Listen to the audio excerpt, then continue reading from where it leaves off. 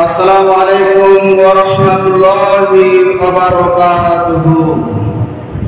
আলহামদুলিল্লাহি ওয়া কাফা ওয়া সালামুন আলা ইবাদিহিল্লাযীনা ইসতাফা। আম্মা বা'দ, ফাকাদ ক্বালা আল্লাহু তাআলা ফি কালামিল মাজিদ ওয়াল ফুরকানিল হামিদ। আউযু বিল্লাহি মিনাশ শাইতানির রাজীম। বিসমিল্লাহির রাহমানির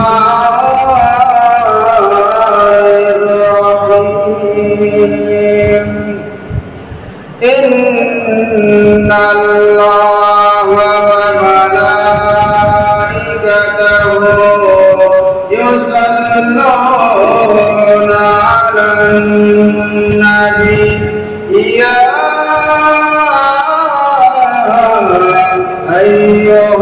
আইয়ুহাল্লাযীনা আমানু সাল্লু আলাইহি ওয়া সাল্লিমু তাসলিমা। আল্লাহুম্মা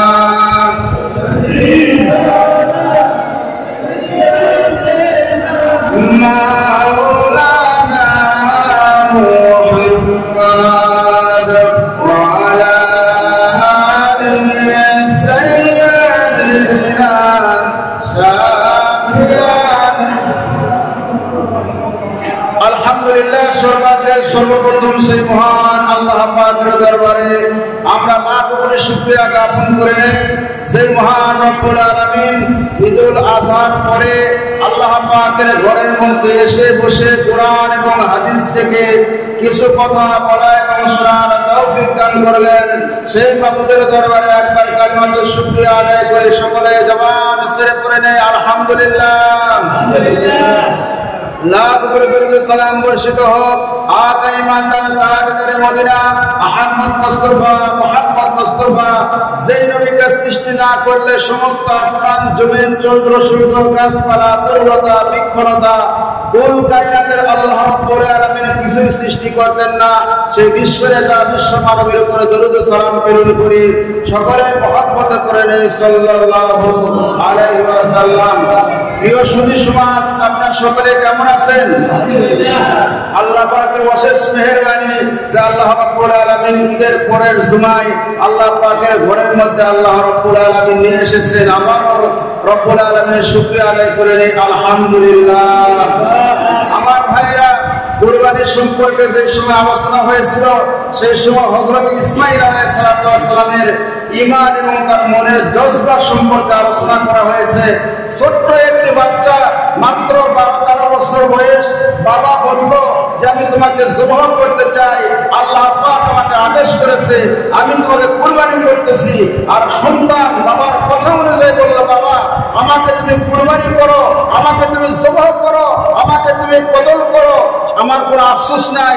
আমার মনের সবচাইতে বড় এটাই সান্ত্বনা যে আমার জীবনের বিনিময় আমার রব্বুল আলামিন খুশি হয়েছেন। বলুন না সুবহানাল্লাহ। ছোট্ট একটি বাচ্চা বাবার কথা অনুযায়ী রাজি হয়ে গেল। বুঝতে হবে ওই বাচ্চাকে ছোটবেলায় থেকে তার মায়ের ট্রেনিং শিখাইছে, তার মায়ে বুঝাইছে যে এই জীবন জীবন নয়, এই জীবনের মালিক একজন আছেন, তিনি হলেন আল্লাহ রাব্বুল আলামিন। জোরে কোন সুবহানাল্লাহ। এর দ্বারা প্রতিমান হয়, এর দ্বারা বোঝা যায় যে মায়ের কাছ থেকে সন্তান সবচাইতে বড় শিক্ষা পায়। মা হচ্ছে সবচাইতে বড় ইউনিভার্সিটি বিশ্ববিদ্যালয়, মা হচ্ছে সবচাইতে বড় কলেজ, মা হচ্ছে সবচাইতে বড় মাদ্রাসা। মা সন্তানকে যেটা শিখায়, সন্তান আস্তে আস্তে বড় হয়ে গেলে সেই শিক্ষা অনুযায়ী সন্তান আমল করে। জোরে বলেন ঠিক কিনা? আমার মুসলমান ভাইয়েরা, ছোট্ট বাচ্চা মাত্র বয়স 12-13 বছর, সেই সন্তানকে মরুভূমি এলাকায় নিয়ে গিয়ে বাবা বলল আমি তোমাকে জবাহ করবো।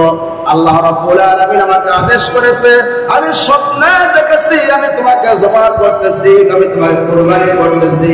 আর সন্তান রাজি হয়ে গেল। তার কারণটা হচ্ছে হযরতে হাজরা ছোট্ট বেলায় থেকে ছোট্ট সন্তানকে শিক্ষা দিয়েছে, বাবা রে তোমার বাবা কিন্তু সাধারণ কোন বাবা নয়, তোমার বাবা সাধারণ কোন মানুষ নয়, তোমার বাবা হচ্ছে খলিলুল্লাহ।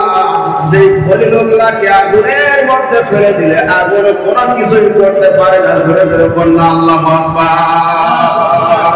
তোমার বাবা নিজের ইচ্ছায় কোনো কাজ করে না।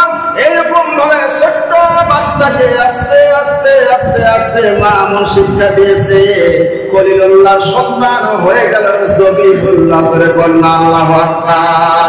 আমার বলার উদ্দেশ্য হলো, আমার মুসলমান ভাইরা, হযরত ইব্রাহিম আলাইহিস সালাতু ওয়াস সালাম ওই নবজাতক সন্তানকে কোনবার রেখে চলে আসছে। 12-13 বছর পর্যন্ত কোনো খবর নাই। এর দ্বারা বোঝা যায় বেশিরভাগ সন্তানেরাই কিন্তু মায়ের কাছে থাকে। আপনি কলেজে চাকরি করতেছেন, আপনি চাকরি করেন, আপনি কৃষি কাজ করেন, আপনি ব্যবসা করেন, বাণিজ্য করেন, সকালবেলা আপনি বাড়ি থেকে বাইরে হয়ে চলে গেলেন। ওই যে আপনার সন্তানটা যে আছে, ওই সন্তানটা বলেন থাকে কার কাছে? কার কাছে থাকে? আরে বাবা কথা বলেন না করেন, জিমা আযান করে মসজিদে আসছেন, হুজুর কথা যখন বলে মুখ দিয়ে কথা বলবেন, আল্লাহ রাব্বুল আলামিন আপনার মুখের জড়তা দূর করে দিবে। মৃত্যুর সময় আপনার মুখে কালেমা নসিব হবে। মসজিদে আসার পরে যদি আপনার জবান দিয়ে আল্লাহর নাম না উচ্চারণ হয়, সুবহানাল্লাহ আলহামদুলিল্লাহ উচ্চারণ হয়, তা আপনি কি ওই গান বাজনা অনুষ্ঠানে যাকে সুবহানাল্লাহ আলহামদুলিল্লাহ করবেন? কথা বোঝেন না কেন? এই জায়গায় আসে সবসময় চেষ্টা করবেন, আমার একটা জিকির যদি আমি একবার সুবহানাল্লাহ বলি, আল্লাহ রাব্বুল আলামিন জান্নাতের মধ্যে আমার নামে একটা গাছ লাগায়। শয়তান এমন ভাবে চেপে ধরছে কণ্ঠ, সব জায়গায় আওয়াজ বাড়ায়, সব জায়গায় কথা বাড়ায়। মসজিদে আসতে বলা সুবহানাল্লাহ আলহামদুলিল্লাহ বলতে বললে অনেক মুসল্লির গায়ে জ্বালা উঠে যায়, অনেক মুসল্লি মন খারাপ করে। ধরো ঠিক কিনা? এটা ঠিক না? এটা কিনা? আমার ভাইয়েরা, বলতেছিলাম হযরত ইসমাঈল আলাইহিস সালাম শিক্ষা পেয়েছেন মার কাছ থেকে। আমার ভাইরা, যদি একটা মা ভালো হয়ে যায়, একজন খ্রিস্টান পাদ্রী বলেছেন একটা মা যদি ভালো হয়ে যায়, একটা পরিবার ভালো হয়ে যাবে। একটা পরিবার ভালো হয়ে গেলে একটা গ্রাম ভালো হয়ে যাবে। একটা গ্রাম ভালো হয়ে গেলে একটা ইউনিয়ন, একটা জেলা, একটা থানা, একটা রাষ্ট্র ভালো হয়ে যাবে। মা ভালো হলে সুবহানাল্লাহ। আমার ভাইরা, এই জন্য সন্তানকে শিক্ষা দিতে হবে। ছোট্ট বেলায় থেকে আপনার সন্তানকে যা শিক্ষা দিবে, আস্তে আস্তে সে বড় হবে। প্রাইমারি পাস করে, হাই স্কুল পাস করে, কলেজ পাস করে সে এক সময় লেখাপড়া শেষ করবে। তার জীবন যাত্রা শুরু হয়ে যাবে, তার জীবনের কাজ শুরু হয়ে যাবে, বিয়ে শাদী করবে, তার কর্মজীবনে আসবে। কিন্তু আপনি ছোট্টবেলায় যে শিক্ষা দিয়েছিলেন, ওই শিক্ষাটা তামাম জীবন তার কাজে লাগবে। ধরে বলবে কিনা? হযরত বাইজিদ মুস্তামি রাহমাতুল্লাহ আলাইহি, তার মা ছোট্টবেলায় বাইজিদের মা মারা গেছেন।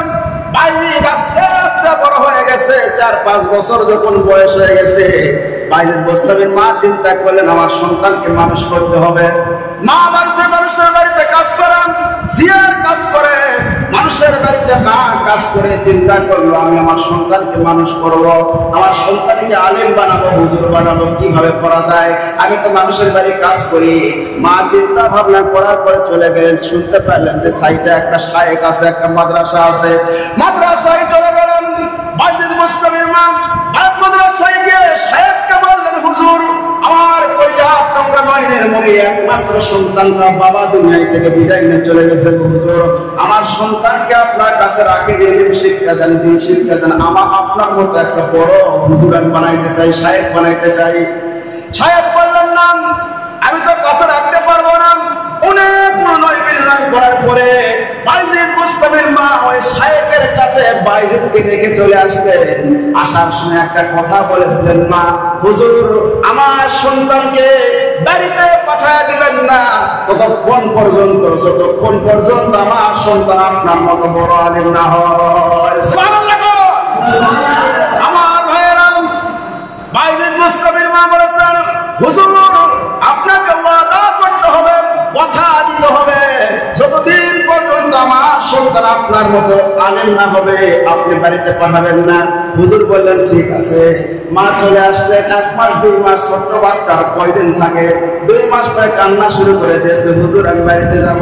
হুজুর বললেন না, তোমার মার কাছে আমি ওয়াদা নিয়েছি, তোমার মাকে আমি বলেছি আমার মতো আলেম না হওয়া পর্যন্ত তোমাকে আমি বাড়িতে পাঠাবো না। ছোট্ট বাচ্চা কান্দে আর বলে, হুজুর আমি তো অন্য কোনো জায়গায় যাইতে চাই না, মাকে দেখতে চাই গো হুজুর, আমার মা ছাড়া আমার কেউ নাই, আমার বাবা দুনিয়ায় থেকে বিদায় নিয়ে চলে গেছে। হুজুর আমার মা যদি মারা যায় তাহলে আমি কার দেখবো? হুজুরকে আমার ছুটি দেন। হুজুর বলতেছে, বাবারে তোমার মার কাছে আমি ওয়াদা করেছি আমার মতো আলেম না বানায়া আমি তোমার ছুটি দিতে পারবো না। আল্লাহু আকবার। এখন হুজুর দেখতেছে যদি আমি ছুটি না দেই, ছোট্ট বাচ্চা যদি মা মারা যায় তাহলে একটা বিপদ হয়ে যাবে। এখন কি করা যায়? ছোট্ট বাচ্চাকে তো বুঝো দেওয়া লাগবে। বলে, বাবারে আমি তোমাকে ছুটি দেবো, আগামীকালকে তো শর্ত আছে। বলে, হুজুর কি শর্ত? বলে, কোরআন শরীফের 5 পারা তোমাকে আগামীকাল মুখস্থ শোনাইতে হবে, এই দোয়াগুলো মুখস্থ শোনাইতে হবে। 5 পারা মানে কোরআন শরীফের 100 পৃষ্ঠা। কয় পৃষ্ঠা বাবা? 120টা, মানে যাতে করে ছুটি না দেওয়া লাগে। কৌশল করলেন হুজুর যে আগামীকাল যদি তুমি 5 পারা শোনাইতে পারো আর এই গুরুত্বপূর্ণ দোয়া শোনাইতে পারলে তোমাকে আমি ছুটি দিব। বাইজিদ বুস্তামি রহমাতুল্লাহ আলাইহি ছোট্ট বাচ্চা চলে গেলেন ঘরের মধ্যে, সিজদায় পড়ে ডাক মারলেন, রব্বুল আলামিন এই কোরআনের মালিক হলেন তুমি, আর এই কোরআন আমি মুখস্থ করতে চাই, আমি হলাম তোমার বান্দা। আয় আল্লাহ তাআলা আমি তো কোনো গুনার কাছে যাইতে চাই না, আমি চাইতে চাই আমার জনম দক্ষিণী মাকে দেখার জন্য। আর আমার হুজুর একটা বিশাল লম্বা একটা সবক দিয়েছে, 5 পারা মুখস্থ করার ক্ষমতা আমার নাই রে আল্লাহ, মেহেরবানি করে তোমার কোরআনটা আমার ভিতরে ঢুকা দাও। জোরে বল সুবহানাল্লাহ। সিজদায় পড়ে ছোট্ট বাচ্চা চোখের পানি ছেড়ে কাঁদতেছে। আমার রব্বুল আলামিন দোয়া কবুল করলেন। বাইজিদ বুস্তামি সিজদায় থেকে মাথা উঠায়া কোরআন শরীফ খুলে বসে আছে, পৃষ্ঠা উল্টায় পৃষ্ঠা উল্টায়, কে যেন কোরআনকে ধরে ধরে বাইজিদের বুকের মধ্যে ঢোকা দেয়। জোরে জোরে কন্যা আল্লাহু আকবার।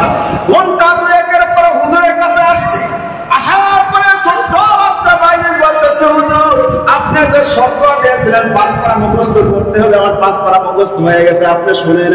হুজুর আশ্চর্য হয়ে গেছে, ঠিক আছে তুমি বলো। এবার ছোট্ট বাচ্চা বাইজিদ বুস্তামি ভাইরা আমার, ও ছোট্ট ছোট্ট সোনামণি বন্ধুরা একটু কান পেলে শোনো, দেখো উস্তাদের দোয়া পাইলে ছাত্র কেমন আস্তে আস্তে বড় হয়ে যায়। এবার ছোট্ট বাচ্চা মুখস্থ চক্ষু বন্ধ করে বাইজিদ বুস্তামি কোরআন শরীফ পড়া শুরু করলেন। 1 পারা 2 পারা 3 পারা 4 পারা 5 পারা মুখস্থ করেছে। তার অধিক কিছু পড়া আরো শুনাইলেন মাত্র 2 ঘন্টার মধ্যে, অধিক কিছু দোয়া শুনাইলেন। হুজুর আশ্চর্য হয়ে গেল, বাবা রে যে পড়াটা মুখস্থ করতে 1 বছর লাগে, তুমি এই 2 ঘন্টার মধ্যে কেমনে মুখস্থ করলাম? এবার বাইজিদ বুস্তামি বলতেছে, হুজুর কোরআন শরীফ আল্লাহর, আমিও আল্লাহর, আল্লাহর কুদরতি পায়ে সিজদা করে আল্লাহকে ডাক মারছি, আল্লাহ তোমার কোরআন এত বড় কোরআন মুখস্থ করার আমার ক্ষমতা নাই রে আল্লাহ, আমার মাকে আমি দেখতে চাই, মেহেরবানি করে আল্লাহ তোমার কোরআনটা আমার ভিতরে ঢুকায় দাও। কেঁদে কেঁদে দোয়া করেছি, তারপরে কোরআন শরীফ খুলে বসেছি, কে জানো কোরআনকে ধরে ধরে আমার সিনার মধ্যে ঢুকায় দিয়েছে। বলুন না সুবহানাল্লাহ। ওস্তাদের পুস্তার বাকি রইল না। এই সন্তান সাধারণ কোন সন্তান নয়, সেই সন্তান 1 বছরের পর মাত্র 2 ঘন্টার মধ্যে মুখস্থ করে সাধারণ কোন সন্তান নয়। এবার ওস্তাদ ছুটি দিয়ে দিলেন, যাও মার কাছে যাও, মাকে দেখে আসো। এবার চলে গেলেন বাইজিদ বুস্তামি, রাত হয়ে গেছে। গভীর রাত্রে দরজায় গিয়ে ডাকতেছে, মা মা দরজা খুলো, আমি তোমার বাইজিদ এসেছি। ভিতর থেকে আওয়াজ আসতেছে, না তুমি আমার বাইজিদ হতে পারো না, তুমি আমার বাইজিদ নয়। কারণ হচ্ছে আমি হুজুরের কাছ থেকে ওয়াদা নিয়েছি, আমার বাইজিদ যতক্ষণ পর্যন্ত হুজুরের মতো বড় আলিম না হবে ততক্ষণ পর্যন্ত আমার বাড়িতে আসবে না। তুমি আমার বাইজিদ নয়, চলে যাও। দরজা খোলা হবে না। বাইজিদ বুস্তামি ছোট্ট বাচ্চা কাঁদতে কাঁদতে চলে গেলেন হুজুরের দরবারে। হুজুর বলতেছে, মার সাথে দেখা হয়েছিল? ছোট বাচ্চা বলছে, না হুজুর, মা তো দরজায় খোলে নাই। মা বলেছে যতক্ষণ পর্যন্ত আমি আপনার মতো না হবো ততক্ষণ পর্যন্ত আমার মা আমার সাথে দেখা করবে না। আমিও কথা দিলাম দিলাম, ওয়াদা করলাম, যতক্ষণ পর্যন্ত বড় আলিম না হয়েছি আমি বাড়িতে যাবো না। জোরে কন্যা আল্লাহ। আমার মুসলমান ভাইয়েরা, 1 বছর 2 বছর এরকম করতে করতে 16 বছর হয়ে গেছে। বাইরের গোস্তাবের বয়স তো 22 বছর, যুবক তো কল্পনা যুবক মানুষ। আমার ভাইয়েরা রাত্রিবেলা ওস্তাদ শুয়ে আছে, গভীর রাত্রে বিশ্বনবী মুহাম্মদুর রাসূলুল্লাহ সাল্লাল্লাহু আলাইহি সাল্লাম স্বপ্নে এসে বলতেছে, হুজুর ওঠেন, এই যে পাগড়ি নেন, এই পাগড়িটা নিয়ে আপনার ছাত্র বাইজিদের মাথায় পরায় দিবেন। বাইজিদকে আল্লাহ রাব্বুল আলামিন সুলতানুল আরিফিন বানায় দিয়েছে। সুবহানাল্লাহ। বাইজিদকে আল্লাহ পাক কবুল করেছে। বাইজিদের এই 22 বছর পর্যন্ত প্রত্যেকটা দিন রোজা রেখেছে, রাত্রিবেলা দাঁড়ায় তারা হাজ্জাত নামাজ পড়েছে, কোনোদিন গুনাহ করে নাই। বাইজিদকে আল্লাহ পাক এত উপরে পৌঁছায় দিয়েছে, রাস্তাতে হেঁটে গেলে কুকুর কি বলে সেই ভাষা বোঝার ক্ষমতা আমার আল্লাহ বাইজিদকে দান করেছে। জোরে জোরে বলনা সুবহানাল্লাহ। হুজুর ঘুম থেকে জাগ্রত হলেন, বাইজিদের কাছে গিয়ে এবার বুকের সাথে জড়ায়া বললেন, বাইজিদ রে, এই যে পাগড়ি আল্লাহর রাসূল দিয়েছে মাথায় পরো, এবার যাও মার সাথে দেখা করো। বাইজিদের মাথায় পাগড়ি পরা দেয়া হলো। এবার বাইজিদ পাগড়ি পরে দৌড়াইতেছে মার দরবারে, দৌড়ায়া মার দরবারে গিয়ে ডাক মারছে, মা দরজা খুলো, মা আমি তোমার বাইজিদ এসেছি। মা ডাক দেওয়ার সঙ্গে সঙ্গে দরজা খুলে দিয়ে বলতেছে, বাবা রে, আমিও জানি আজকে তুমি পূর্ণাঙ্গ হয়েছো। সুবহানাল্লাহ। তুমি যে আজকে পূর্ণাঙ্গ হয়েছো, তোমার বেলায়েতের তক্কায় পূর্ণাঙ্গ পুষে গিয়েছো, এটা আমি রাত্রিবেলায় খবর পেয়েছি। আল্লাহর রাসূল আমাকে স্বপ্নে বলতেছে, এ মহিলা, তোমার সন্তান বাইজিদ বেলায়েতের শীর্ষ পর্যায়ে পৌঁছে গেছে। জোরে বলনা সুবহানাল্লাহ।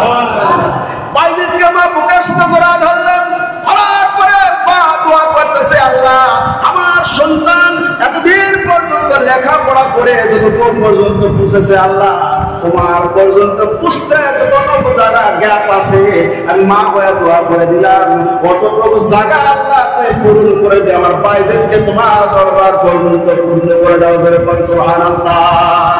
আমার ভাইয়েরা, তাহলে বুঝে গেল হযরত ইসমাঈল আলাইহিস সালাম তার মা ভালো ছিল, সন্তান ইসমাঈল হয়েছে। হাজরা ভালো ছিল, ইসমাঈল হয়েছে। বাইজিদের মা ভালো ছিল, বাইজিদ হয়েছে। হাসান হুসাইনের মা ভালো ছিল, ফাতেমা, এই কারণে হাসান হুসাইন হয়েছে। আব্দুল কাদের জিলানী জন্মগ্রহণ করতে হলে আব্দুল কাদের জিলানীর মতো মা হতে হবে। শাহজালাল, শাহপরান, শাহ মাকদুম, কাজহান আলী, সমস্ত আল্লাহর ওলিদের মা ছিল ভালো, তাদেরকে ছোটবেলা থেকে সেই শিক্ষা দিয়েছে। সন্তানেরা বড় হয়ে সেই আল্লাহর ওলি হয়েছে। জোরে বলেন না সুবহানাল্লাহ। সবচাইতে বড় ইউনিভার্সিটি, বিশ্ববিদ্যালয়, সবচাইতে বড় কলেজ, সবচাইতে বড় মাদ্রাসা, সবচাইতে বড় শিক্ষালয় হচ্ছে মায়ের কোল। জোরে বলেন না সুবহানাল্লাহ। কেমন আল্লাহর ওলি হয়েছে জানেন? আল্লাহ রাব্বুল আলামিন স্বপ্নে বলতেছে, বাইজিদ আর শুয়ে থেকো না। আজকে খ্রিস্টানদের বিশাল বড় একটা মজমা শুরু হয়েছে, সেখানে লক্ষ লক্ষ খ্রিস্টান আসবে, কমপক্ষে 5 থেকে 10 লক্ষ খ্রিস্টান আসবে। সেখানে তারা ইসলামকে মূলোৎপাটন করার জন্য, ইসলামকে দুনিয়ার থেকে শেষ করে দেওয়ার জন্য তারা ষড়যন্ত্র করবে। সেখানে তোমাকে যাইতে হবে। হে বাইজিদ, যদি তুমি একমাত্র একজনের মুসলমান থাকবে, আমি রব্বুল আলামিন তোমাকে দিয়ে সেখানে দ্বীনের বাতি জ্বালাবো। জোরে বলেন সুবহানাল্লাহ।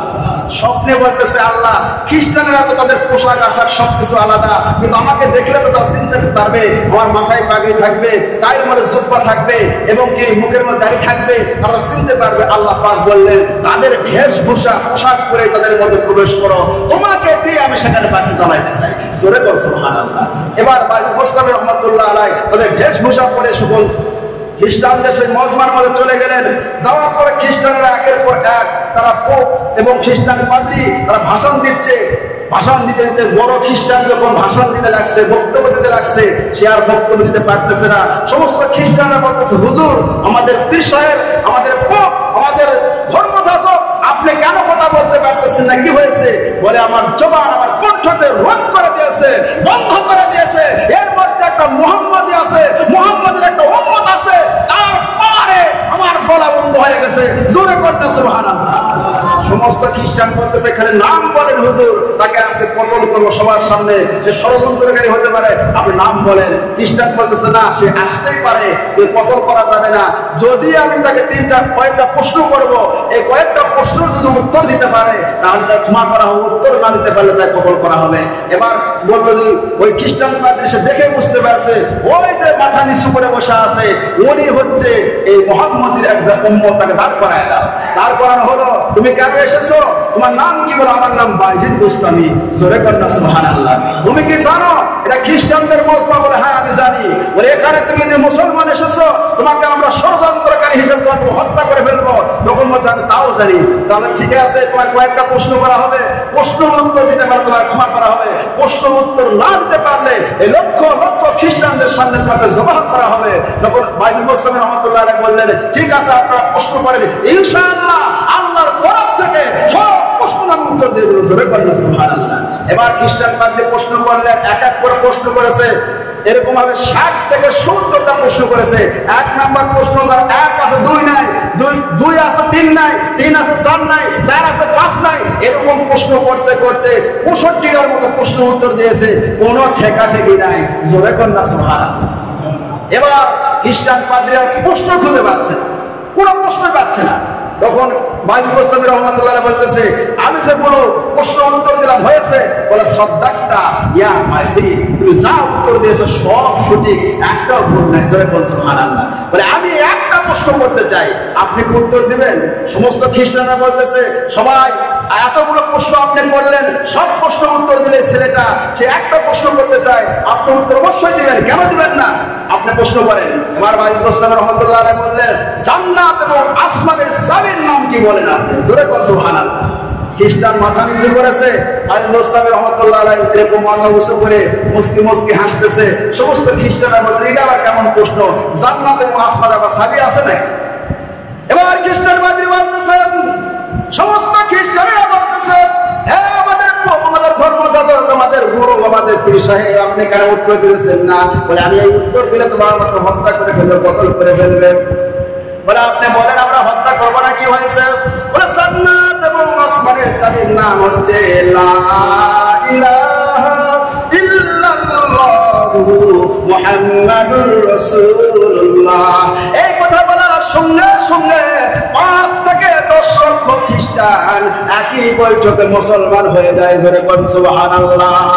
আমার ভাইয়েরা, বলার উদ্দেশ্য হলো সন্তানকে মানুষের মতো মানুষ করেন। ছোট্টবেলায় থেকে সন্তানকে আপনি হাফেজ আলিম না বানাইতে পারছেন, কিন্তু সন্তানকে ইলমের শিক্ষা দেন, ইসলাম শিক্ষা দেন, কোরআন শিক্ষা দেন, তাহলে দুনিয়াতে শান্তি থাকবেন, পরকালেও শান্তি থাকবেন। আর সন্তানকে ইলম শিক্ষা না দিলে, সন্তানকে আপনি যদি দুনিয়ার শিক্ষা দিয়ে থাকেন, আসমানের শিক্ষা দিলেন না, কোরআনের শিক্ষা দিলেন না, ভালো মন্দ কোন জিনিস বোঝার শিক্ষা দিলেন না, কয়দিন পর দেখবেন সেই সন্তানের জন্য আপনি মাথার ঘাম পায়ে ফেলে কষ্ট মেহনত পরিশ্রম করে সন্তানকে ধীরে ধীরে আপনি বড় করলেন। সেই সন্তান নিজের ইচ্ছা মতো একটা বউ ঘোমটা দিয়ে নিয়ে আসে, আপনাকে সালাম করাবে। যেরকম ঠিক কিনা? আসে বলবো যে আপনার বউ বাবা জানেই না, মা জানেই না। যেরকম ঠিক কিনা? তার সালাম বাপ মা আশ্চর্য হয়ে যায়, খুব দুঃখ লাগে। আপনার বাপ মা যে আপনাকে জন্ম দিয়েছে, জন্ম দিয়ে বড় একটা ভুল করছে। যেরকম ঠিক কিনা? তারপর সালাম দিয়ে বলে বাবা সরি, মা সরি। আপনি সারা জীবন মা বাবার পায়ে ধরে সরি সরি করেন না কেন? বাপ মায়ের পরিচয় যে আপনি আঘাত দিয়েছেন, এই আঘাত আপনার বাপ মায়ের পরিচয় থেকে জিন্দিগিতে যাবেন। যেরকম ঠিক কিনা? হুজুর সাহেব বসে আছে, দুপুর দিন ভরে বসে আছে, আমি সময় দেখতেছে একটা ফকির রাস্তাতে যাইতেছে, ওই ফকিরটা হুজুরকে দেখে সালাম দিলেন। খুব গরমের মধ্যে হুজুর বাহিরে বসে আছে, সালাম দেওয়ার পরে বলতেছে হুজুর, দেখতেছে ফকিরের ডান চোখ কালা হয়ে গেছে, হাতটা এরকম বাঁশের মতো কুঞ্চির মতো হয়ে গেছে, এরকম পাওটা এরকম ফোড়া হয়েছে, বিশাল বড় একটা ফোড়ার থেকে পোকাগুলো কিলবিল কিলবিল করে পড়তেছে। হুজুরকে সালাম দিয়েছে, হুজুর বলছে ওয়ালাইকুম আসসালাম। বলে হুজুর 3 দিন পর্যন্ত কিছু খাই নাই হুজুর, যার বাড়িতে যায় আমার এই পায়ের ফোড়া থেকে ঘা থেকে কেউ আমাকে ভাত দেয় না হুজুর, আপনি একটু আমাকে খাবার দিবেন, আমি খুব ক্ষুধার মধ্যে আছি। হুজুর তখন বলতেছে ও আম্মা সাইলা ফালা তানহার। আল্লাহ পাক কোরআনের মধ্যে বলেছেন ফকিরকে তোমরা তাড়ায় দেও না। আর আল্লাহর পক্ষ থেকে সবথেকে বড় একটা পরীক্ষা। জোরে বলুন সুবহানাল্লাহ। এবার হুজুর সাহেব ফকির কেটে ড্রয়িং নিয়ে বসাছে, পোকাগুলো কিলবিল করে কিছু কিছু পোকা নিচে পড়ে যাইতেছে। বৌমাকে ডাকতে বললো, বৌমা এরকম আমার বিশেষ একটা মেহমান আসছে আজকে, এই মেহমানের জন্য তুমি খাবার সংগ্রহ করো, খাবার নিয়ে আসো, ভালো কিনে ভালো পেয়ালায় উদ্ধার করো। বৌমা ভাবতেছে মনে ঢাকা থেকে মেহমান আসছে, দেখতেছে একটা ফকির, তার অবস্থা জীর্ণ শুরু, খুবই খারাপ অবস্থা। এবার তখন ফকিরকে বলতেছে, আব্বা এটা কে করে, এটাই হচ্ছে আমার সবচেয়ে বড় মেহমান, এটা আমার জীবনের বড় পরীক্ষা, ইমানি পরীক্ষা। এবার ফকিরকে খাওয়া দাওয়ার করার ব্যাপার সংক্ষিপ্ত বলতে, সময় কম, সংক্ষিপ্ত বলতেছি। এবার ফকিরকে বলতেছে, ভাই আপনাকে চিনা চিনা লাগে, আপনার নাম কি মুকসেদানি না? বলে হ্যাঁ। আপনি কি সরকারি চাকরি করতেন না? ফকির বলতেছে হ্যাঁ। আপনার এই অবস্থা কেন? বলছে আমার এই অবস্থা হওয়ার কারণ হচ্ছে হুজুর, বলে আপনার একটা চোখ কাটা হয়েছে, হাত এরকম বাঁশের কুঞ্চির মতো হয়ে গেছে, পাটা ফোড়া হয়েছে, এই করুণ অবস্থাকে সরকারি চাকরি করতে আপনি। এবার ওই মুর্শিদানি বলতেছে, হুজুর আমার এই সমস্যা হওয়ার কারণ হচ্ছে আমার মার বদদুয়া, মার অভিশাপে আজকে আমি এই অবস্থা হয়ে গেছে। বলে মার অভিশাপকে আপনি বলে বলে হুজুর আর কখনো করবো না, আপনার সত্য কথা বলে বলতেছি হুজুর, আমি এরকম ভাবে আমার মা যখন বিবাহ হয়েছিল, বিবাহ হওয়ার পরে আমি সন্তান যখন দুনিয়া এসেছি, 2.5 মাসের সন্তান যখন আমার বাবা রোড অ্যাক্সিডেন্টে মারা যায়, মারা যাওয়ার পরে আমার মাকে নানা এসেছিল, মামা এসে বলেছিল চলো বাড়িতে যাই, এখান থেকে তুমি কি করবে? সেই সময় আমার মা বলেছিল না, আমার ছোট্ট মুর্শিদানিকে রেখে আমি এখান থেকে চলে যাব না, আমার সন্তানকে কে দেখবে, কে ভালোবাসবে? এই জন্য আমার সন্তানকে নিয়ে আমার সারা জীবনকে, জীবন যৌবনকে আমি আগুন লাগাই দিলাম। আমার সন্তানকে আমি বড় করতে চাই, মানুষের মতো মানুষ করতে চাই। নানা মামা অনেক বুঝাইছিল, মা বোঝে নাই, চাইটাই আমাকে ধীরে ধীরে করে মানুষের বাড়ি কাজ করে করে, ঝিয়ের কাজ করে, কাপড় কেচে কেচে মানুষের বাড়ি কাজ করে করে সেই খাবার কিনে আমার মানুষ করেছে। প্রাইমারি পাস করলাম, হাই স্কুল পাস করলাম, কলেজ পাস করার পরে যখন আমি লেখাপড়া যখন শেষ করলাম, আমার যখন চাকরি হয়ে গেল, মা একদিন ডেকে ডেকে বলতেছে, বাবা মুর্শিদানি রে, আর কতদিন তুই রান্না করে আমার এরকম রান্না করার কাজ দিবি রে বাবা? আমি তো এরকম বুড়া হয়ে গেছে, আর রান্না করতে পারি না, এই কষ্টটা একটু মায়া দে বাবা, তুই একটা বিবাহ কর। সেই সময় মুর্শিদানি বলেছিল, মা আমার বিবাহের জন্য তোমাকে চিন্তা করতে হবে না রে মা, আমি যে অফিসে চাকরি করি সে একটা কলিগ আছে, আমি তাকে কেয়ার করে ভালোবাসি, মহব্বত করি, সে খুব সুন্দরী। বলে ঠিক আছে, বিবাহ তো করতেই হবে, তোমার কলিগ যেহেতু তাকে তুমি নিয়ে আসো সময় মতো, আগামীকাল নিয়ে আসার মেয়েটাকে দেখতে চাই। এবার ওই মেয়েটাকে সঙ্গে করে নিলেন। ওই মুর্শিদানি যখন বাড়িতে আসতেছে, জনম দুঃখীর মা দরজার সামনে দাঁড়ায় লাঠিয়ে ঢোকায় দেখতেছে, আলটা মডার্ন একটা মেয়ে, মাথার উপরে কাপড় নাই, তোমার টাইট ক্রিম কাপড় পরে বাড়ির ভিতরে আসতেছে। মা এই দৃশ্য দেখার পরে ঘরের মধ্যে চলে গেলেন। যাওয়ার পরে মা সবাই বৌমাকে দেখেছে, বল মা এটা তোমার বৌমা, হবু বৌমা। এবার দেখার পরে চলে গেছে। মা বলতে ঠিক আছে, আগামীকাল মন্তব্য করবো। চলো দুঃখিনী মা। পরে রাত্রিবেলা সন্তানকে ডাকতে বলতেছে, বাবা রে আমার কোনো শিক্ষা দীক্ষা নাই, আমি কোনো স্কুল ইউনিভার্সিটিতে পড়ি নাই, এ বাবা মূর্খ মানুষ, কিন্তু তোর একটা তাহাজ্জুদ গুজারি আমি মা। আমি বলতে চাই রে বাবা, আমার এই রূপ লাবণ্য সৌন্দর্য তোর বাবা ছাড়া আমি কাউকে দেখাই নাই রে বাবা, শরীয়তের এটাই বিধান রে বাবা। সেই মেয়েটা বিবাহ পূর্বেই আত্মা মনের হয়ে পর পুরুষের হাত ধরে ঘুরতে পারে, সেই মেয়েটা কোনদিন ভালো হতে পারে না রে বাবা। আমি তোর হাতে ধরে পায়ে ধরে এই মেয়েটা থেকে বিবাহ করিস না। আমি মার কথা শুনলাম না, মার কথাগুলো আমার দিদার মতো মনে হলো। মার কথা না শুনে রাগ করে চলে গেলাম, পাশের উঠানে ঘুমাসলাম, সকালবেলা চলে গেলাম, বন্ধু বান্ধব কাউকে বললাম না। ওই মেয়েটাকে আমি ভগ্ন ভাবে আমি ম্যারেজ করলাম, বিবাহ করলাম, পরে লাল রঙের শাড়ি পরা বাড়িতে নিয়ে আসতেছি। আমার মা জনম দুঃখিনী মা সেই সময় দরজার থেকে টাকা দেখতেছে, এই তো লাল শাড়ি পরে নিয়ে আসতেছে, কাম তো সারায় ফেলছে। মা রাগ করে চলে গেলেন ঘরের ভিতরে। সেই সময় মার সাথে আমার কোনো কথা বললাম না। মা সেই সময় মা ঘরের ভিতরে গিয়ে চোখের পানি ছেড়ে কেঁদেছিল, আর মনে হয় বলেছিল, যখন কেউ ছিল না তখন ছিলাম আমি না। চোখের পানি ছেড়ে কাটতেছে। এবার সন্তান নিষ্ঠুর সন্তান মার কথা মনে করলো না। রাত্রিবেলা কাচ্চি বিরিয়ানি অর্ডার দিল, দুটা কাচ্চি বিরিয়ানি প্যাকেট পাঠায় দাও। রাত্রিবেলা দুইজন স্বামী আর স্ত্রী কাচ্চি বিরিয়ানি খালো। জনম দুঃখীর মা ঘরের মধ্যে আছে, কোনো খেয়ালি নাই, রাত্রি যাপন করলো। সকাল হয়ে গেল, আস্তে আস্তে 6 মাস হয়ে গেছে। 6 মাস পরে আটটা মরা বিয়েটা বলতেছে, বাড়ির মধ্যে মহিলা এরকম বুড়ি মানুষ থাকলে, এই বাড়ির বুড়ি মানুষ থাকলে বলে ভালো লাগে না, ঘরের সংসার এরকম দেখতে ভালো লাগে না, একে ঘর থেকে তাড়ায় দাও। এবার স্বামী বলতেছে, ছেলেটা বলতেছে, মা তো রান্না বান্না করে তাকে বানায় দিব। এ মুসলমান সন্তান, মুসলমান তোমার বাড়িটা সুন্দর লাগতেছে, তোমারটা বাড়ি, টিনসেট বাড়ি, মাটির বাড়ি, সৌন্দর্যটা ওই বুড়ি মানুষ আর বুড়া মানুষের জন্য ভাই। সারা পৃথিবীর মানুষ যখন ঘুমা আসে যায়, ওই দুজন মানুষ হাত এবং বুড়ার আছে রব্বানা সিরিফ আন্না আযাবা জাহান্নাম। সন্তানের জন্য চোখের পানি ছেড়ে কাঁদে ওই আব্বা আর আম্মা, তাদেরকে কোনোদিন ভুলে যাওয়া যাবে না। জোরে বলুন সুবহানাল্লাহ। 6 মাস পরে সন্তানকে বুঝাইতেছে ওই আব্বা মডার্ন সুন্দরী মেয়ে, প্রত্যেকটা দিন বোঝাইতে পারে এরকম বুড়ি মানুষ থাকলে ভালো, বুড়ি তোমার মা ভালো লাগে না, বাড়ির থেকে বাইরে করে দাও, বাইরে করে দাও। এবার মাকে ওই বাড়ি বাহিরে আসার পরে মার ঘাড়ে ধাক্কা দিয়ে ফেলে দিয়েছে। সঙ্গীত বলতেছে মা জুমে পড়ে গেল, লাখ মধ্যে রক্ত উঠে মায়ের তোমাদের রক্তাক্ত হয়ে গেল। সেই সময় সন্তানের টাকায় একটা কথাই বলেছিল, রে বাবা ছোট্টবেলায় থেকে রে বাবা করে আমি লালন পালন করেছি, তোর কষ্ট আমি সহ্য করি নাই রে বাবা, আজকে তুই আমাকে রক্তাক্ত করে দিলি রে বাবা। দুনিয়ার কোন অফিস আদালতে, দুনিয়ার কোন কোর্ট কাছারিতে আমি বিচার দিব না, আজকে একমাত্র বিচার দিলাম আল্লাহ দরবারে। দূরে বললেন আল্লাহু আকবার।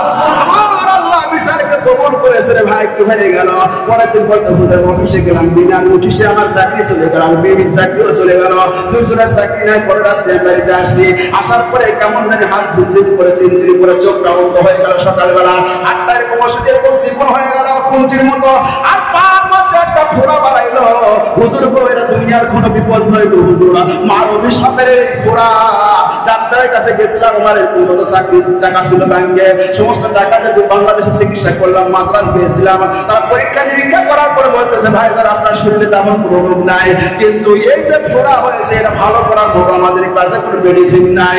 বলে হুজুর দেশে চলে আসলাম, আমার স্ত্রী বাড়ির থেকে চলে গেল, বললো তোমার কাছে থাকে আর কোনো লাভ নাই, তোমার চাকরি নাই বাকি নেই, কোনো কিছু নেই, তোমার কাছে আমি থাকবো। স্ত্রী চলে গেল, হুজুর ভিক্ষার ছুরি হাতের মধ্যে আসলো, রাস্তায় রাস্তায় ভিক্ষা করি, কেউ ভিক্ষা দিতে চাই না গো হুজুর। এই কষ্টের মূল কারণ হচ্ছে আমার মার অভিশাপ করে কন্যা। সুবহানাল্লাহ। ও মুসলমান যুবকেরা একটু হাতে পায়ে ধরে বলতেছি ভাই, বর্তমান সমাজের মধ্যে তুমি এই পরিস্থিতি হয়ে যাইতেছে, আব্বা আম্মার কোনো খেয়ালই করে না, নিজের ইচ্ছা মতো বিবাহ সাথী আপনি করবেন না। ওই আব্বা আম্মার মনে কষ্ট দেওয়া মানে মক্কা মদিনায় কষ্ট দেওয়া ধরে কোন ঠিক কিনা? এই জন্য আব্বা আম্মার দোয়া নিয়ে কাজ করলেন আমার আল্লাহ ওই সংসারের মধ্যে বরকত দেবে। জোরে জোরে কন্যা আল্লাহু আকবার।